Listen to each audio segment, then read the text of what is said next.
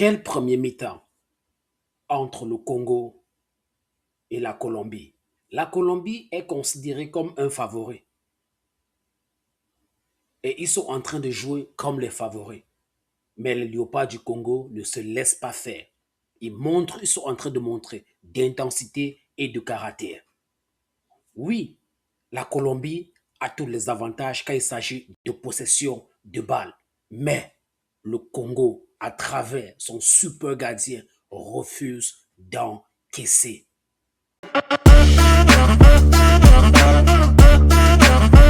Cette première mi-temps entre le Congo et la Colombie n'est pas équilibrée. En matière de possession de balles, la Colombie a 65% de possession de balles, tandis que le Congo a 35%. Et ceci peut bien exprimer la fatigue des joueurs congolais en fin de la première mi-temps.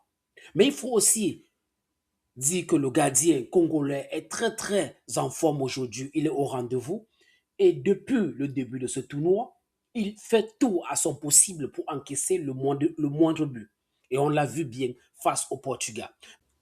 Le Congo est en train de subir le match, mais ce Congo ne se laisse pas faire. Ce Congo n'a pas encore dit son dernier mot. Ça, c'est le moment pour le coach de jouer la carte des remplaçants. Parce qu'à la fin de cette première mi-temps, on a senti que les joueurs étaient un peu fatigués. Par exemple, on a vu Yohan Bussa qui a pris un ballon.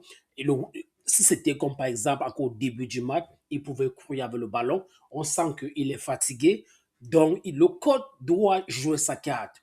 Le coach doit jouer sa carte pour qu'on ait au moins une deuxième mi-temps qui est équilibrée. En ce qui concerne notre avant-centre Bakambu, il a eu une occasion nette à la 42e minute, un centre millimétré de Masuku, mais il a été un peu court pour mettre la tête, pour mettre ce ballon dans la lucarne. Donc, dans l'ensemble, les Congolais ne jouent pas très mal. Ils sont au rendez-vous, mais ça manque encore beaucoup d'expérience. Et on comprend, c'est le premier coup du monde. Et ils sont en train de faire l'essentiel. Parce que là, ils sont qualifiés. Parce qu'ils peuvent être considérés comme meilleur troisième si le score s'arrêtait là. Mais on a encore 45 minutes à suivre. Alors, chers Congolais, chers coachs, il faut faire le boulot. Il faut faire le job coaching. Parce que ça sent un peu la fatigue. Et aussi, c'est un match qui est intense. Et aussi, c'est trop physique.